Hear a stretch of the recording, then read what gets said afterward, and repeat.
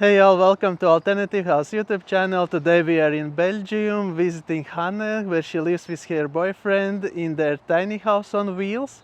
And today she's gonna give us a tour and share the story how and why they decided to live in tiny house and how it works. That is our vegetable garden, but it's still early May, so not much has happened yet, but we're going to work in it because last season there was lots of greenery and we're planting like tomatoes and cucumbers and everything, so I'm really excited for that. And in the back of our garden we have our shed where a lot of our storage is. Like, it's not that interesting, but there's also our outside toilet because we have two separate toilets for peeing and number two, the solid waste. So every time we have to go for number two, we have to walk to the sheds and do it there.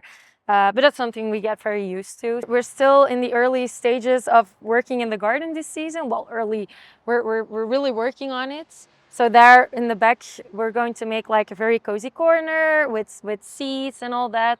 And there we have our picnic table where we receive our guests when we have picnics with family or friends, because we can't invite a lot of people inside the house, but we can invite a lot of people in the garden. So that's nice that it's getting warmer. This is little Oslo. It's actually, she's visiting us. It's not our dog, but it's a dog from my parents-in-law, and she's staying here for the week. To her, it's paradise here because she's actually a city dog. So she likes it here in the forests. And these are the apple trees. Yeah, we also planted 2 apple trees last year, these two. They're still pretty small, but we hope to get some apples from them later this year. It's a very nice place. You have a lot of greenery around. Yeah, it's a really nice spot. Also, when we're sitting inside the house, with our big windows, we just see all the greenery.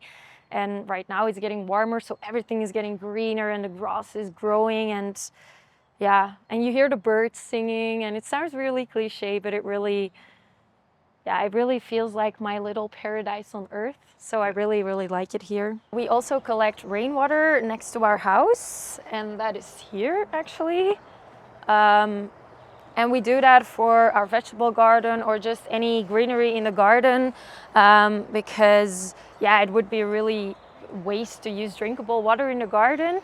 So we try to collect as much as rainwater as possible, so that we can use that during dry periods in summer, because that's actually very needed here sometimes. And that way all the rain on the roof doesn't goes to waste, to say it like that. And we're actually thinking of buying another water tank for the other side too, just to collect even more rainwater, because it's possible. And last summer we realized that more rainwater is welcome sometimes in dry periods. So yeah, we're looking forward to do that too. And the gas you're using just for cooking? Yeah, we use the gas for cooking. Like, our shower is with an electrical boiler, so we use the gas for cooking and change it whenever it's needed. So. But it lasts long, I guess. Yeah, it lasts pretty long. It lasts several months. And sometimes you're cooking and then all of a sudden you're out of gas, and then you're like, damn it, I should have anticipated this. But yeah, it lasts a long time. So yeah, it doesn't feel like you're spending money on gas because it just lasts so long. This is our main entrance, and there we have a big window that we can for 1/3 open. So that's nice during summer. But let's enter through the main entrance. Going to take off my shoes because otherwise I have to sweep the floor like 5 times a day. So yeah, welcome in my tiny house on wheels. Right now we're in the kitchen with our dinner table for 4, but we can also expand the table for 6, 7, or even 8 people. So we have had lots of groups inside the tiny house when it's rainy or wintry. So it's, everyone is like very close to each other, but it's really cozy, and I love hosting dinner parties or brunches or anything. Our builders, they put 2 cupboards on the wall. But we really wanted to make that more like an open space. So we removed the cupboards and we placed these shelves. And these wooden shelves were actually made from trees, one of the main streets of the city of Antwerp. So I always like to tell that story to people when they come over, like, we have real wood from the trees in Antwerp, because I still love to come in Antwerp. So I like that there are now hanging on our tiny house wall. And I like that it opens the space a little bit more. I kind of grew up in city life. I never lived on the countryside or in nature or anything. So to me, yeah, it was really like, when I moved to nature. Yeah, I have actually always been a city girl. So what was the reason for tiny house? we moved into our tiny house because my boyfriend and I, we were both graduated, and then you're in a point in your life where you can decide what you want to do and anything is possible. And we really wanted to live a bit more financially free, because we didn't want to pay off for 30 years for a big house or an apartment in the city or anywhere. We really wanted to be more financially free, to make more spontaneous decisions, to travel more, and to not have to work full time. Because, yeah, we just wanted more free time for ourselves and our little projects. So that's why we moved tiny, because our financial costs every month are just way lower than it was when we had our apartment in the city. We also wanted to live more close to nature, because in the city we had this feeling that we lost touch with nature. And yeah, it is a fact that nature has a positive impact on us, and I really feel that right now. So I really wanted to live more close by, to live on nature's rhythm. And also because we thought it was really important to live more sustainable and minimalistic, because we really think that less is more. And we're really convinced that not everyone needs a big house, or that we can't just build big houses everywhere, because that's just not sustainable. So that's why we wanted to live more tiny in a house on wheels, so that we don't have a lot of impact on our natural environment around us, and that we can just move the house whenever it's needed. And it's everything exactly as you imagined it? Did it fulfill the idea of Yeah, being it out of the 100% fulfilled the idea, and it sounds really cliche, but it's actually better than I imagined before. Because at first I was a little scared, like going more minimalistic, like having to sell or give away all of our stuff, because yeah, we lived in a pretty big apartment at first, and we just collected a lot of stuff, because how bigger the space, how more you just collect and have. So I was kind of scared to do that, but one day after getting rid of all that stuff, you just forget that stuff ever existed, and that's when I realized that experiences are more important than things, like material things. And now I have the feeling that I live way more consciously, and way slower. I have way more slow mornings, and I hear the birds singing in the morning. And yeah, it sounds so cliche, but it is true that this life really, yeah, was what I was looking for. Actually, my boyfriend and I are not really kitchen princesses, so we have kind of quite a big kitchen, I think, for a tiny house. But we don't make like the most fancy meals here or anything, because we don't really like cooking. But this is also a microwave and an oven all in one. It's a tiny one, but it's actually more than we need, and we have lots of storage. But these cabinets actually we don't use for kitchen storage, because we just had a lot of other stuff that needed a place too, and so we just use them for, yeah, this is like a lot of randoms. I think everyone has a cabinet or a drawer in their home where just random things go, like things that don't actually have a place. So that's our cabinet for that. And yeah, here it's just, yeah, more food. So we do have a lot of storage, and actually more than we need, so that's nice. The kitchen hood is actually really important, because sometimes we forget to use it, and then certainly when you're cooking something with a lot of like steam, then the smoke alarm goes off. Oh, really? Somehow. Yeah. So it works. It works pretty well, and it's freaking loud. So then we're like, oh damn, we didn't put it on, and we have to open all the windows. But when we put it on, it works, so it's really needed. Otherwise, also it will get very humid in here, so it's kind of necessary here. We do have a dishwasher, which I'm really excited about. It's like not a full-size dishwasher, it's actually a half dishwasher. It is, yeah, perfectly fine for the both of us, because with a full-size dishwasher we would have the problem that it wouldn't be full by the time that we actually need the dishes. So we still would have to do a lot of dishes. And then we have our freezer and our fridge. And the freezer is also quite big actually, but we like that because we now live in nature, so we don't live that close to the nearest supermarket anymore as in the city. So we like to make food or buy food that we can put in the freezer and use whenever we need it, so we don't have to rush to the supermarket every day. I think that the builders of our tiny home have found a perfect solution for these three machines, because they put it here and then our couch on top of that, and I would actually never think of that, but they made that pretty smart. And then they because now I'm seeing these old wooden beams, and that's also a pretty nice story, because when we bought a tiny house, or when we had it built by the builders, we had this wish of using as many as recycled materials as possible. We didn't want everything to be new, because we found it important to just reuse materials and be a bit more sustainable that way. And the builders, they found these old wooden beams at an old farm. They got the permission from the farmer to get them, and they used it here. And I think it really gives this cozy, rustic look to our tiny home, and really makes it unique also. So I really liked it, and I also use it for my plants. And just to hang anything actually. Just the same with the ladder here.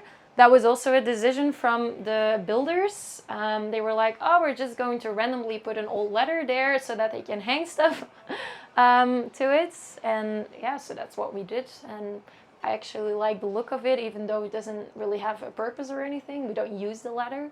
It brings rustic vibes. Yeah, it brings these rustic vibes, and I kind of like that. It doesn't have to feel modern or new to me. So it's actually an interesting story. Like, you participated in TV show to get this house, and the builders were not actually professionals who built it. That's right. The builders who built our tiny house weren't actually they had never built a tiny house before. So one was a cook, one was a hairdresser, and they knew something of building, but they had never built a house before. And then all of a sudden they had to do it in 9 days. So people called him crazy probably, but still at the end of the TV program we chose their house to be our home. So because you could choose between two houses, and another one were building actually professionals. So we could choose between two houses, because it was actually like a competition between two building teams of 4 people, and they both had 9 days to build our dream tiny home. And we told them our wishes, but for these 9 days we weren't there. We weren't allowed to interfere, so they just had to do it. And after 9 days we came back and we chose our favorite, and we chose this one. And the other team, they were more professionalists than the team that we chose. And that house was also beautiful, and it was perfectly built. But it's just with this house, we came in and we both immediately felt like, okay, this is it. Because it really feels like my Pippi Longstocking house. Because it's just, it's unique, and it's with levels, and it feels like my little indoor playground or something. So that's when we both knew, like, this is it. And this is a house where we can add things if we want to, or paint walls, or just do random stuff with it, and it doesn't feel like you're ruining something. So that's what I like about it. And you have a fireplace. This is the main heating source? This is our main and only heating source actually. So this is our pellet stove. And that's also a wish that we really asked for. Like, we want a pellet stove because we really wanted the coziness of a stove, but not of like a real fire stove, but not the complexity of a real fire stove. Like, it's still a lot of dirt and all that. And with a pellet stove, it's more easy, and you can also choose your temperature, and it goes on and off whenever the temperature is reached. So that's very handy. You don't always have to keep busy with it. But that's our only heat source, and it's actually perfect. It's more than we need, because in winter when we put it on, it blows this hot air, and it's super cozy. And the house, yeah, it's 27 square meters, so it doesn't take long to heat up. So it's a perfect solution for here. And about the building process, like before you had time to meet with builders, that was like day before it was, or it was in advance before that, where you could tell your wishes, what exactly you would like to have. How long time they had to prepare everything? I think it was like 2 to 3 weeks before the actual building process started that we met them for the first time and the only time. And that's, yeah, then we had like 30 minutes to not even, we were there for 30 minutes, but we had like 10 minutes to just tell them our wishes. We had this big mood board with us with pictures and everything, so that they had a very clear vision in their head of what we wanted and what we didn't want. And then after that, they had, I think, 2 to 3 weeks to start making a plan and to maybe order some materials if that was needed, and to let that plan be reviewed by someone professional. And then, yeah, after 2 to 3 weeks, the building process started, and then they had actually 9 days to put up the walls and do the whole interior and all that. So pretty impressive. It turned out very nice. I like the rustic vibes. They bring a bit life. Yeah, I like that to too. the house. I like it when a house is not that clean or white or anything. I think it's nice if it has kind of a story behind it. And I like it, very nice, that huge window. It brings so much light inside. Yeah. That was one of our wishes too, to really have to implement these big windows to have as much as natural light as possible. And they really did that, so I'm very happy with that, because there we have our big window, and here we have our big window. And we actually, because it was it's one big window, but afterwards we put this frame into it ourselves. Why? I have no idea. I can't give a proper reason for it, but just because I looked at it and I felt like, I think it would be cozy if we just make it look like the Amsterdam vibe, because I had been to Amsterdam and all the houses have windows like this, and I really liked the cozy vibe of it. So we just got some wood, painted it white, and then we puzzled it into a frame like this, and it looks very nice. Yeah, I quite like it. Yeah. And then on the loft you have just a standard sofa. Yeah, it's actually, this place was the place that for a long time we didn't know what to do with it, because at first there was a big desk on top of this. So there was no couch. Also because we said to our builders that we found it important to have a desk, because we both have computer jobs. And certainly my boyfriend really wanted a dedicated desk to work at, so that he doesn't always have to work at the dinner table.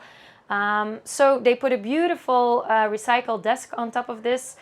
But after living here for a while, we realized that, one, it was a little too big. It didn't quite fit the space, even though it was beautiful. So we put a smaller desk. And then after a couple of months, I said to my boyfriend, like, how many times have you used that desk since it's here? And he was like, okay, maybe 1, maybe 2 times, but not more than that.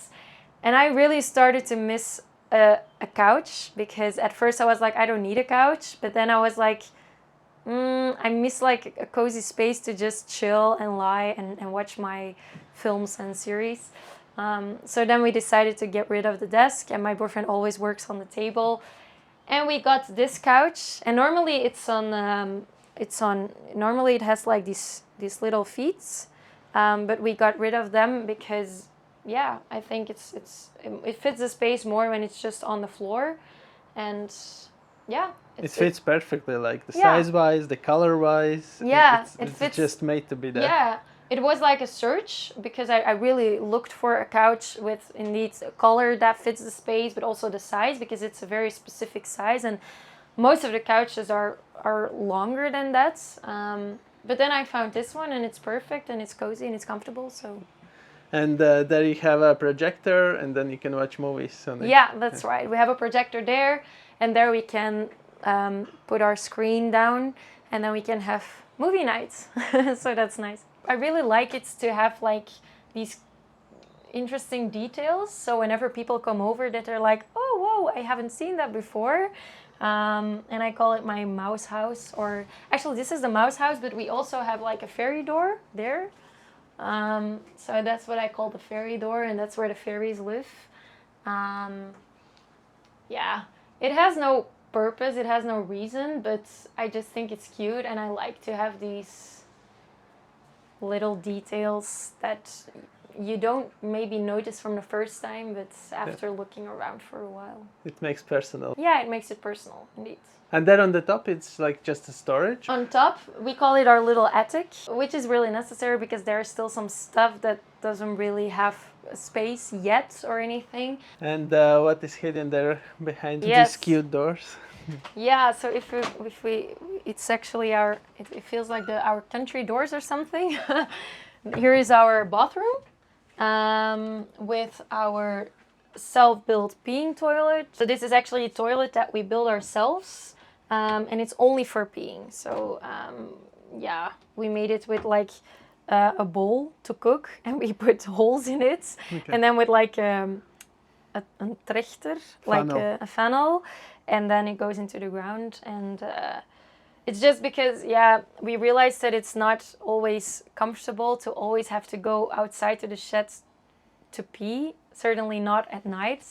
So that's why we built this, and yeah, it works perfect. So there was no toilet, it was just left space for toilet when they built? Yeah, the builders had put our composting toilet here, but yeah, from the start we realized that going, for number 2 inside this house is not as comfortable because we don't have actual walls here, so everything just loops over into each other. And yeah, I don't have to make a drawing of it. It's just, it wasn't so comfortable to do that here, so that's why we decided to separate that, and now that works perfectly. And I like the way you made the shelves, so it's just a tiny basket. Yeah, we found these baskets and we put our towels in there.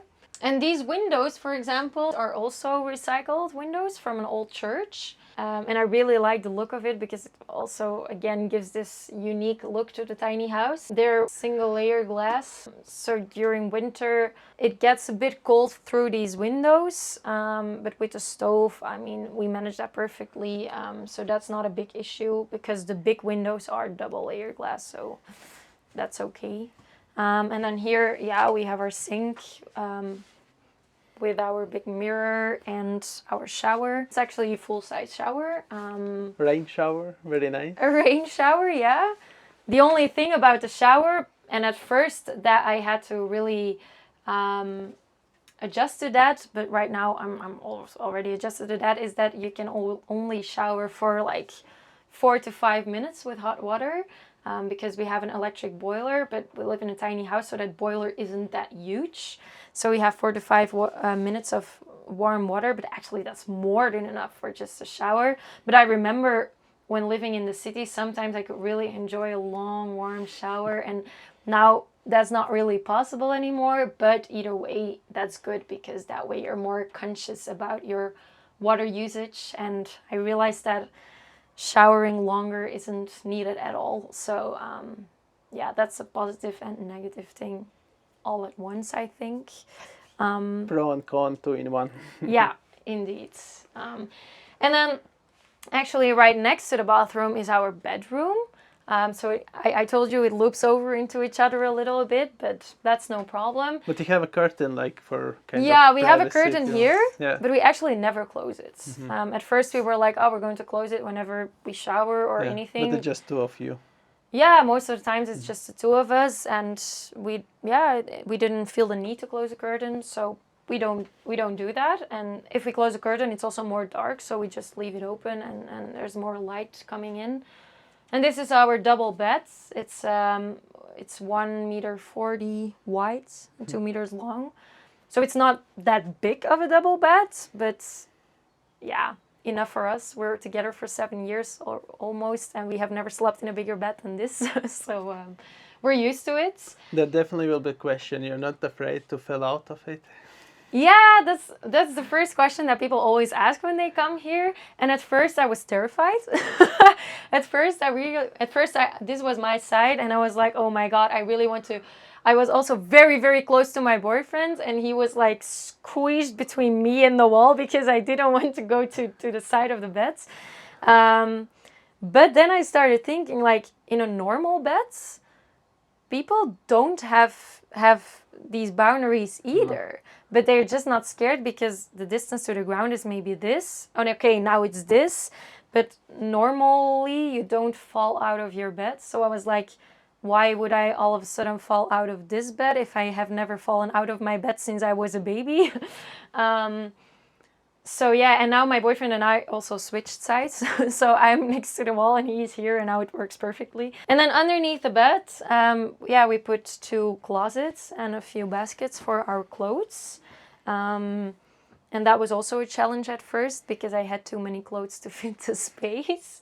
But I put a lot to secondhand shops, and now it's just enough for all of our clothes. And how was the downsizing process? Did you live in big apartment before? We lived in quite a big apartment in Antwerp before. Well, big, it wasn't that big. It was just a normal apartment, but compared to this, it was quite big because it even had a second floor. So yeah, that process was pretty intense because we also had a lot of big furniture, like a big couch and a big table and all that, and we had to get rid of that. So most of the things we sold them, or we put them on secondhand websites or to secondhand stores, and like marketplaces. Marketplaces indeed. And at first I was like, oh, my favorite couch or oh, my favorite carpet, no.